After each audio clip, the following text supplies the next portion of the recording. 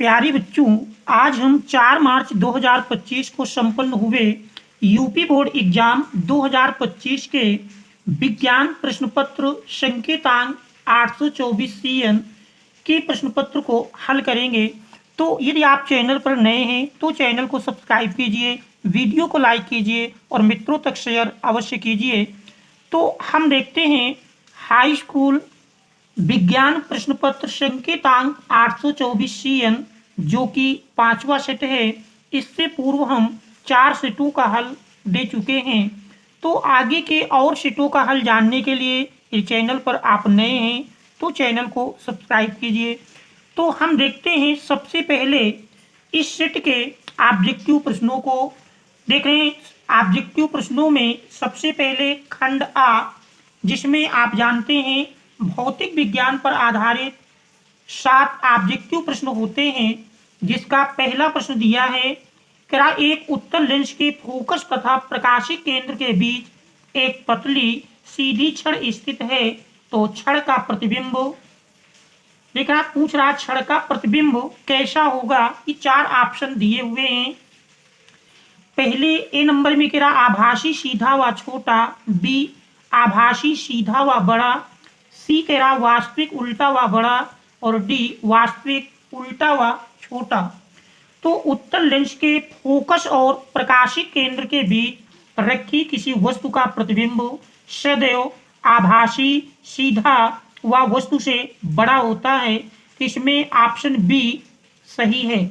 इसके बाद हम देखते हैं दूसरे प्रश्न को। देख रहे दूसरे प्रश्न में दिया है, क्या एक अवतल दर्पण की फोकस दूरी 10 सेंटीमीटर है, दर्पण की वक्रता त्रिज्या होगी। हम जानते हैं वक्रता त्रिज्या फोकस दूरी की दूनी होती है, अर्थात वक्रता त्रिज्या बराबर 2 गुणे फोकस दूरी। तो देख रहे हैं 2 गुणे 10 करेंगे, 10 दुनाई 20 सेंटीमीटर और 20 सेंटीमीटर।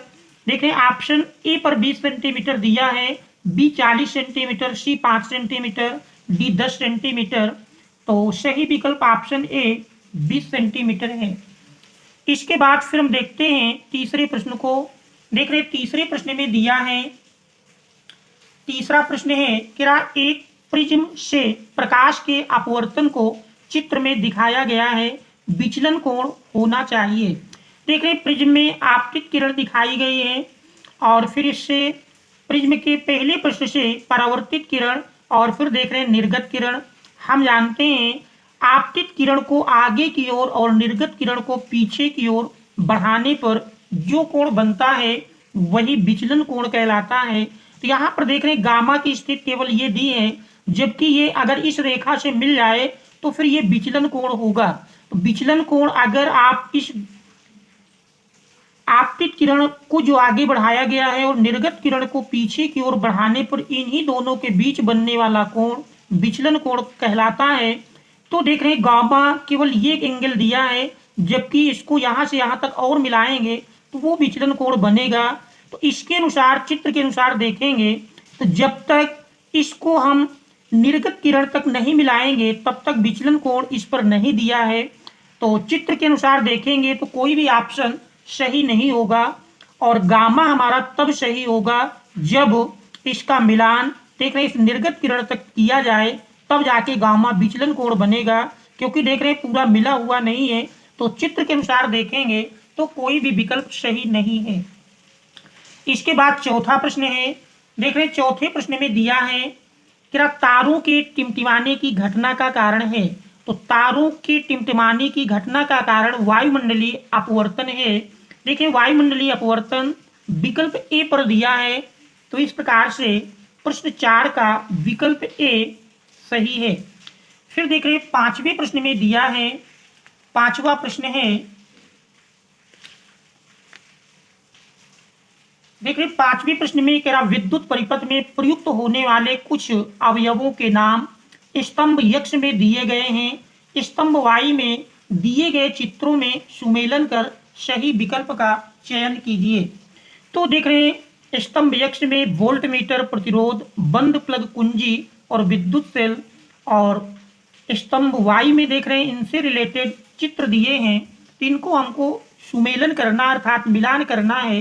तो देख रहे हैं वोल्ट मीटर का देख रहे हैं थर्ड है, तो क्लियर हो गया कि पहले का मिलान थर्ड से होगा। और यदि हम विकल्प में देखें तो देख रहे हैं ए नंबर पहले में फोर्थ दिया है, तो स्वाभाविक है, हमने देखा पहले का थर्ड है, पहला विकल्प संभव नहीं। फिर देख रहे हैं बी में पहले का थर्ड है, सी पहले का फर्स्ट कह रहा है, डी पहले का थर्ड। तो दो ऑप्शन में पहले का थर्ड मिलता है, तो देख रहे हैं इन दो में से ही कोई एक सही होगा।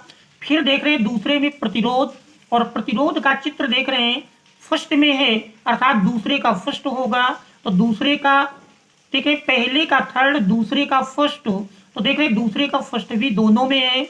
इसके बाद तीसरा देखते हैं बंद प्लग कुंजी, और देख रहे हैं बंद प्लग कुंजी ये हमारा चौथे में है, तो तीसरे का मिलान चौथे से होगा। तो देख रहे हैं सेकंड में तीसरे का मिलान सेकंड से है, जबकि चौथे में तीसरे का मिलान चौथे से है। तो इस प्रकार से ऑप्शन डी सही है।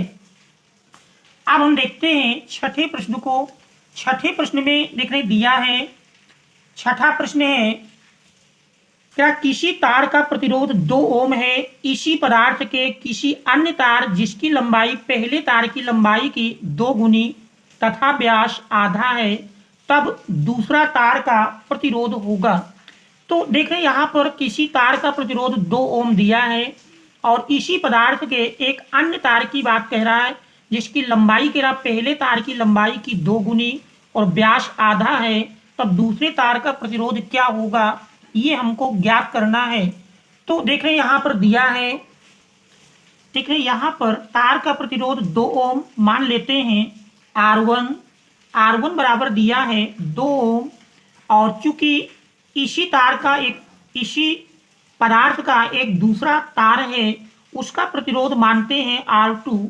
इसी R2 का मान हमको ज्ञात करना है जिसकी लंबाई कह रहा पहले तार की लंबाई से 2 गुनी। यदि पहले तार का प्रतिरोध लंबाई हम L1 को L माने, तो दूसरे तार की लंबाई पहले की कह रहा 2 गुनी 2L हो जाएगी, और साथ ही कह रहा व्यास उसका आधा हो जाएगा। तो यदि पहले तार की त्रिज्या को हम R1 को R माने, तो दूसरे तार की त्रिज्या क्योंकि व्यास आधा है त्रिज्या भी आधी हो जाएगी R/2। अब हमको इस दूसरे तार का प्रतिरोध निकालना है। हमारे पास फार्मूला है R बराबर होता है रो इंटू L/A। क्योंकि पदार्थ वही है तो दोनों में विशिष्ट प्रतिरोध का मान समान होगा। इस प्रकार से यदि हम A को पाई R स्क्वायर के रूप में लिखें तो रो इंटू L/पाई R स्क्वायर, तो देख रहे हैं इस प्रकार से R1/R2 मिल जाएगा। रो देख रहे हैं दोनों से कैंसिल हो जाएगा, तो L1/पाई R1 स्क्वायर L2/पाई R2 स्क्वायर। इस प्रकार से पाई से पाई कैंसिल कर देंगे। तो देख रहे हैं यहाँ पर यदि मान रखें R1 का मान 2 ओम है, R2 हमको निकालना है। फिर देख रहे हैं पहले की लंबाई L अपान दूसरे की लंबाई उसकी दूनी 2L दी है, इंटू देख रहे हैं ये R2 स्क्वायर ऊपर चला जाएगा और R2 का मान है R/2। इसका स्क्वायर करेंगे तो R स्क्वायर बटे 4 अपान फिर देख रहे हैं R1 स्क्वायर, R1 R है R स्क्वायर, सरल करेंगे तो देख रहे हैं L से L कट जाएगा, R स्क्वायर से R स्क्वायर। तो इस प्रकार से देख रहे हैं यही बराबर 4 दूनाई 8 1/8 तिरछा गुणा कर लेंगे तो R2 बराबर मिल जाएगा। देख रहे हैं 8 दूनाई 16 ओम। तो दूसरे तार का प्रतिरोध 16 ओम के बराबर होगा, और देख रहे हैं 16 ओम हमारा ऑप्शन नंबर बी पर दिया है। इस प्रकार से इस प्रश्न का ऑप्शन बी सही है। 7वें प्रश्न में दिया है, 7वें प्रश्न में कह रहा किसी चुंबकीय क्षेत्र में किसी कुंडली के घूर्णन के कारण कुंडली में उत्पन्न प्रेरित विद्युत धारा की दिशा के लिए प्रयुक्त नियम है। तो देख रहे हैं इसके लिए लेंज का नियम या कहें फ्लेमिंग के दाएं हाथ का नियम प्रयुक्त होता है, तो इसमें ऑप्शन ए सही है। फिर देख रहे हैं इसके बाद ये हमारे 7 प्रश्न खंड ए के उपभाग 1 पर आधारित हैं। इसके बाद हम उपभाग 2 जिसमें हम जानते हैं रसायन विज्ञान पर आधारित प्रश्न होते हैं, तो इन 6 प्रश्नों को हम देखेंगे। देख रहे हैं जिसका प्रश्न नंबर 8 में दिया है CH3COOH का पूछा है IUPAC नाम है। तो CH3COOH का IUPAC नाम, चूंकि एसिटिक अम्ल तो देख रहे हैं इसका साधारण नाम है, एथेनोइक अम्ल चूंकि 2 कार्बन है और कार्बोक्सिलिक समूह जुड़ा है इसलिए इसका IUPAC नाम एथेनोइक अम्ल होता है। प्रोपेनॉइक अम्ल देख रहे हैं 3 कार्बन के लिए यहाँ मात्र 2 ही कार्बन है, ये संभव नहीं है। प्रोपेनॉल एल्कोहल समूह के लिए, जबकि यहाँ कार्बोक्सिलिक समूह है, तो एथेनोइक अम्ल ये इसका सही ऑप्शन होगा। तो प्रश्न 8 का इस प्रकार से विकल्प बी सही है। इसके बाद हम देखते हैं 9वें प्रश्न को। देख रहे हैं 9वें प्रश्न में दिया है, 9वां प्रश्न है क्या निम्नलिखित में कौन एल्काइन का सूत्र है। हम जानते हैं एल्केन, एल्कीन और एल्काइन। एल्केन सिंगल बॉन्ड के लिए होता है, एल्केन डबल बॉन्ड और एल्काइन ट्रिपल बॉन्ड। तो देख रहे हैं इनमें दिए गए विकल्पों में ट्रिपल बॉन्ड केवल हमारा ऑप्शन सी पर है, ऑप्शन डी में। इस प्रकार से प्रश्न 9 का ऑप्शन डी सही है। फिर देखते हैं 10वां प्रश्न। 10वें प्रश्न में दिया है क्या पूर्ण रूप से उदासीन विलयन का पीएच मान है। हम जानते हैं पूर्ण रूप से उदासीन विलयन का पीएच मान 7 होता है और 7 से कम अम्लीय विलयन के लिए, जबकि 7 से अधिक क्षारीय विलयन का होता है। पूछा है उदासीन विलयन का पीएच मान है, उदासीन विलयन का पीएच मान 7 के बराबर होता है, तो इसका ऑप्शन सी सही है। फिर देख रहे 11वें प्रश्न में दिया है Na2CO3 × 10H2O का प्रचलित नाम है। तो देख रहे हैं Na2CO3 × 10H2O ये हमारा सोडियम कार्बोनेट, जिसे धावन सोडा के नाम से जानते हैं या कहें धोने का सोडा। तो देख रहे हैं धोने का सोडा ऑप्शन बी पर दिया है। इस प्रकार से प्रश्न 11 का ऑप्शन बी सही है। फिर देख रहे हैं 12वें प्रश्न में, 12वें में क्या संयोजन अभिक्रिया का उदाहरण है। तो संयोजन अभिक्रिया हम जानते हैं जब 2 या 2 से अधिक यौगिक या पदार्थ मिलकर केवल एक यौगिक का निर्माण करते हैं तो उसे संयोजन अभिक्रिया कहते हैं। तो यहाँ देख रहे हैं फर्स्ट में क्या कार्बन का वायु में जलना, अर्थात C+O2 = CO2। देख रहे हैं C और O2 मिलकर CO2 अर्थात एक उत्पाद का निर्माण करते हैं, तो यही संयोजन अभिक्रिया का उदाहरण है। इसका ऑप्शन ए सही है। फिर देख रहे हैं दिया जिंक का सल्फ्यूरिक अम्ल से क्रिया। जिंक की आप H2SO4 से क्रिया कराएंगे तो जिंक सल्फेट प्लस H2 अलग हो जाएगा, तो देख रहे हैं ये विस्थापन क्रिया होगी। इसी प्रकार से C और D पर दिया है।